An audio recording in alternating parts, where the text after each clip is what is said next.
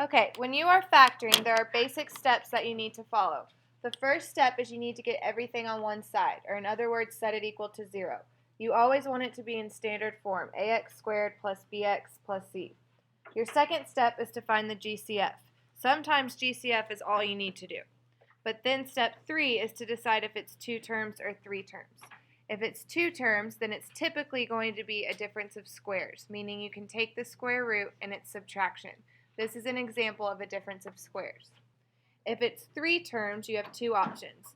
Your first option is when it's just basic factoring. You're finding the 2 numbers that multiply to give you 6 and add to give you 5. This happens when there's no number in front of x squared. Okay? Your third option is 3 terms with a number in front. This is number 2 from your worksheet.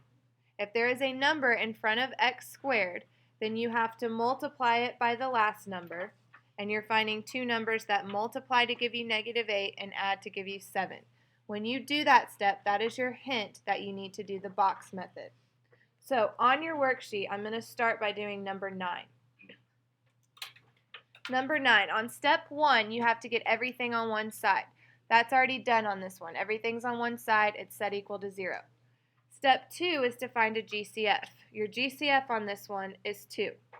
When you factor out a 2, you're dividing both terms by that GCF of 2.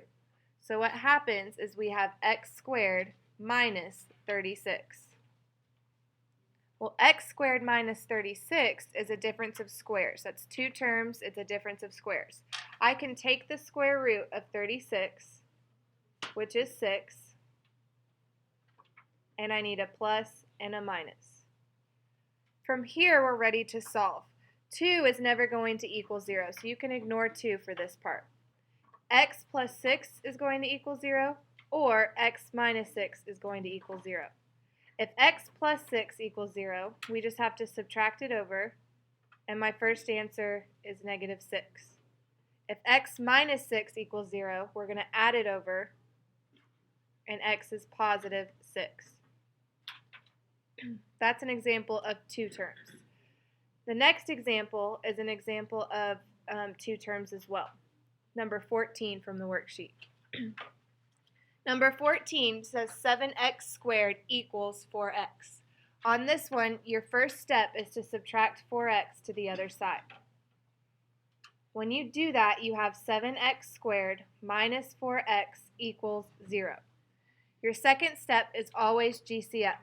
The GCF on this one is x, and when you take it out, you're left with 7x minus 4. We're done factoring, but now we need to solve. On this one, either x is going to be 0 or 7x minus 4 is going to be 0. X equals 0 is done. That's my first answer. My second one, I'm going to add 4 over. So 7x is 4, and then divide the 7. So x is 4 over 7.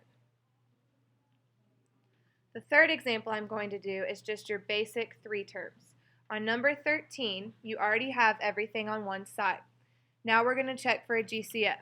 There is not a GCF on this one, and there is not a number in front of x squared. So I know that I'm just doing my basic factoring. I'm finding 2 numbers that multiply to give me -12 and add to give me -4. Those 2 numbers are -6 and +2. So my 2 factors are x minus 6 and x plus 2. I'm done factoring, and now I just need to solve. If x minus 6 equals 0, I just have to add the 6 over, and my first answer is x equals 6. If x plus 2 equals 0, I'm going to subtract the 2 over, and x equals -2. And we're done. The last example I'm going to do is number 11, and it's the most complicated, but if you know the steps, it should be okay. First step is to subtract the 1 over. I want to get everything in order. I have 4x squared minus 3x minus 1 equals 0. Next, I'm going to check for a GCF. There is not a number that'll go into 4, 3, and 1, so there's no GCF here. But this one is different because of this 4 in front of x squared. When there's a number in front of x squared, your first step has to be to multiply 4 times negative 1. Now when you make your pattern, 4 times negative 1 means my top number is negative 4. I'm looking for two numbers that multiply to give me negative 4 and add to give me negative 3. Those two numbers are negative 4 and positive 1.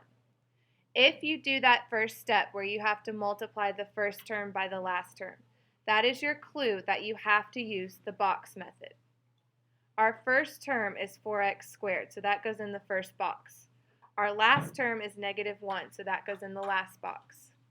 The middle empty boxes come from our two numbers that we found through the pattern. So that would be negative 4x and positive 1x. That completes my box. From here, you are just finding the GCF. So the GCF between 4x squared and 1x is x.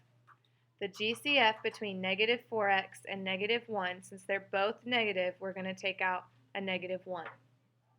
The GCF between 4x squared and 4x is 4x. And the GCF between 1x and 1 is just 1. You can always check your work here because 4x times 4x is 4x squared. It works. 4x times negative 1 is negative 4x. It works. 1 times x is 1x. And 1 times negative 1 is negative 1. It completes the box. So my final answer on number 11 is x minus 1 times 4x minus 1.